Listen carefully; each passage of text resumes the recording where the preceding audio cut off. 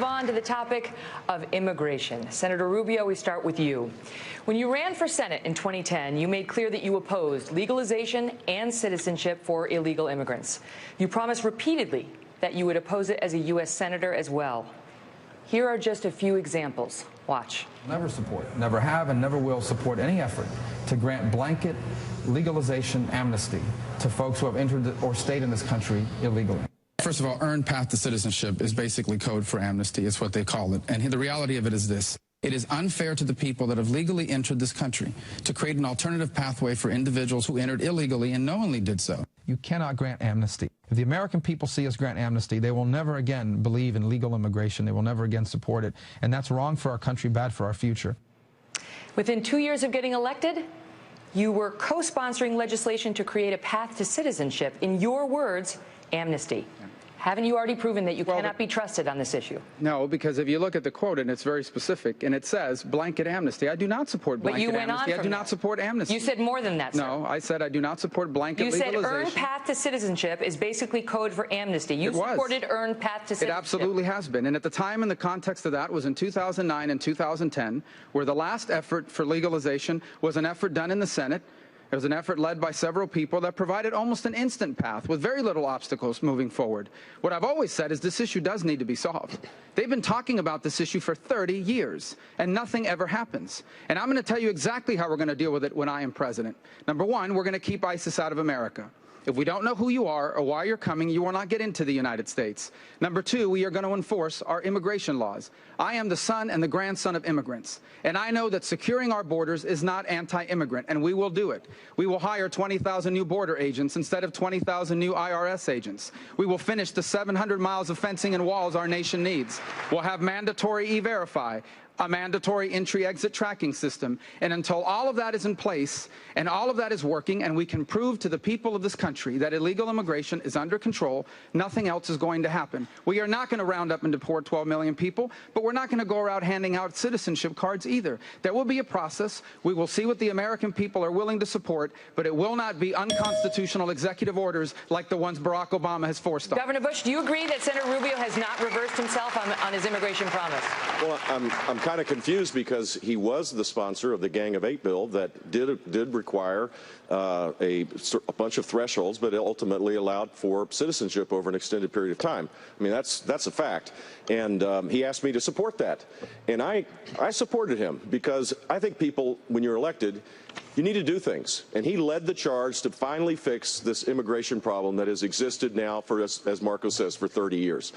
And then he cut and run because it wasn't popular amongst conservatives, I guess. Here's what I believe.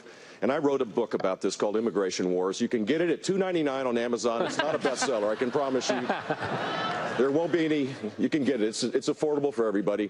We should have a path to legal status for the 12 million people that are here illegally. It means come out from the shadows, pay a fine, earn legal status by working, by paying taxes, learning English, not committing crimes, and earn legal status where you're not cutting in front of the line for people that are patiently waiting outside.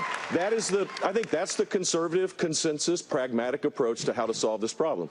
Go ahead, Senator. It's interesting that Jeb mentions the book. That is the book where you changed your position on immigration. Because you used to support a path to citizenship. So did you. Well, but you changed in the book. So did you, Marco. You wrote a book where you changed your position from, you wrote a book where you changed your position from a path to citizenship to a path to legalization. And the bottom line is this. We are not going to be able to do anything on this issue until we first bring illegal immigration under control. The American people have been told for 30 years they're going to enforce the border, they're going to build the wall, and it never gets built, and it never happens. It is very clear there will be no progress on this issue in any way, shape, or form until you prove to the people of this country that illegal immigration is under control. And when I'm president, we are going to bring it under control once and for all after 30 years of talking about it. Marco, he brought up my name. I have supported a consensus approach to solving this problem wherever it came up. And then 2007, it almost passed when my brother was president of the United States. A bipartisan approach got close. Barack Obama actually had the poison pill to stop it then. And when you led the charge with the Gang of Eight, I supported it because you asked me to. I think it's important for people in elected office to try to forge consensus to solve problems. There's never going to be a perfect bill. All right. But when you didn't do that and you asked people to support, you shouldn't cut and run. But Megan, you should stick with it. And that's exactly what happened. He cut and run, and that's a tragedy, because Megan, now it's harder and harder to actually solve this problem. There's not going to be any consensus on this issue until we enforce our immigration laws. That is abundantly clear. No, you are not going to be able to ram down the throat of the American people your approach. The only way we're going to be able to move forward after 2 migratory crises with minors, after 2 unconstitutional executive orders, the only way forward on this issue is to first bring illegal immigration under control. And until that happens, there's not going to be any consensus on this issue. Let's move on. Senator Cruz, when Senator Rubio proposed that bill creating a path to citizenship, you proposed an amendment. It would have allowed for legalization but not citizenship. Yes, it would. Pressed last month on why you supported legalization, you claimed that you didn't, right? Like you just did. I saw that. You argued that this was just a poison pill amendment, basically something designed to kill the bill and not actually get it through. But that is not, however, how it sounded at the time. Watch. I want this bill to be voted down. I don't want immigration reform to fail. I want immigration reform to pass. I believe if this amendment were to pass, the chances of this bill passing into law would increase dramatically. I believe if the amendments I introduced were adopted, that the bill would pass. And my effort in introducing them was to find a solution that reflected common ground and that fixed the problem. If the proponents of this bill actually demonstrate a commitment not to politics, not to campaigning all the time, but to actually fixing this problem, to finding a middle ground, that would fix the problem and also allow for those 11 million people who are here illegally a legal status with citizenship off the table. Was that all an act? It was pretty convincing. You know, the amendment you're talking about is one sentence. It's 38 words. Anyone can go online at tedcruz.org and read exactly what it said. In those 38 words, it said anyone here illegally is permanently ineligible for citizenship. It didn't say a word about legalization. But the bill allowed both. The bill you were amending allowed citizenship and legalization. But, Megan, the bill was 1,000 pages. I introduced a series of amendments, each designed to fix problems in the bill. The fact that each amendment didn't fix every problem didn't mean that I supported the rest of the bill. And I'll tell you who supported my amendment. Jeff Sessions, the strongest opponent of amnesty in the United States Congress. And he did so because taking citizenship off the table was important, and it revealed the hypocrisy of the proponents of this bill who were looking for votes. Listen, we can solve immigration. We just heard an argument back and forth that we can't solve immigration. I have a detailed immigration plan that is on my website, tedcruz.org. It was designed with Iowa's own Congressman Steve King and Jeff Sessions, and we have the tools in federal law to do this now. We can build the fence. We can triple the Border Patrol. We can end sanctuary cities by cutting off funding to them. We can end welfare for those here illegally. And what is missing is the political will, because too many Democrats and sadly too many Republicans don't want to solve this problem. If I am elected president, we will secure the borders, and we will end illegal immigration. Senator Paul, you know how Washington works. Do you buy that? I was there and I saw the debate. I saw Ted Cruz say, we'll take citizenship off the table and then the bill will pass, and I'm for the bill. The bill would involve legalization. He can't have it both ways. But what is particularly insulting, though, is that he is the king of saying, oh, you're for amnesty. Everybody's for amnesty except for Ted Cruz. But it's a falseness, and that's an authenticity problem, that everybody he knows is not as perfect as him because we're all for amnesty. I was for legalization. I think, frankly, if you have border security, you can have legalization. So was Ted, but now he says it wasn't so. That's not true. Go ahead, sir.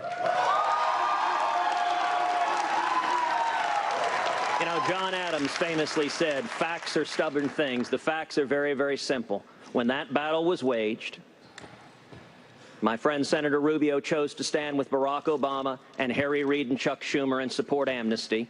And I stood alongside Jeff Sessions and Steve King, and we led the fight against amnesty.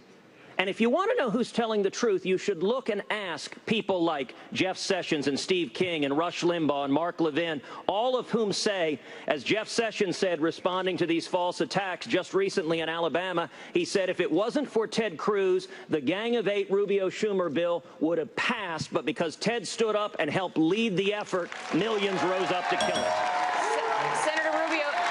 Even Chuck Schumer, your co-sponsor of that bill, agrees with Ted Cruz on this. I understand, but let me respond. I was mentioned on this in this answer, and so I'm going to respond on this way.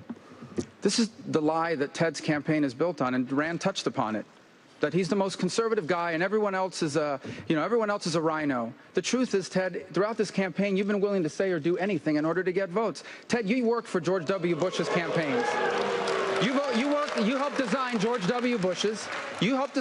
W. Bush's immigration policy. And then when you got to the Senate, you did an interview with CBS News that wasn't even part of the video where you said on the issue of people that are here illegally, we can reach a compromise. And then in the committee, you said, I want to bring people out of the shadows.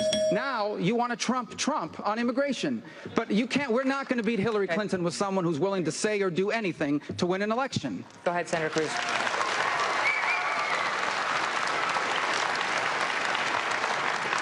You know, I like Marco. He's very charming. He's very smooth. But the facts are simple. When he ran for election in the state of Florida, he told the people of Florida, if you elect me, I will lead the fight against amnesty. When I ran in Texas, I told the people of Texas, if you elect me, I will lead the fight against amnesty. We both made the identical promises. But when we came to Washington, we made a different choice. Marco made the choice to go the direction of the major donors to support amnesty because he thought it was politically advantageous. I honored my commitments, and as president, I will honor every commitment that I make to the men and women of this country. Go ahead, Governor Christie. I want to ask the people in the audience. Like, I'm standing here. I watched the video of Senator Cruz. I watched the video of Senator Rubio. I heard what they said, and this is why you need to send someone from outside of Washington to Washington. I feel like I need a Washington to English dictionary converter, right?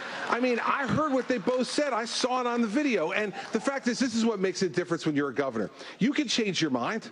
Ted could change his mind. Marco could change his mind. It's perfectly legal in this country to change your mind. But when you're a governor, you have to admit it. You can't hide behind parliamentary tricks. That's the difference, and that's the kind of leader we need in the White House. Stop the Washington Bull, and let's get things done.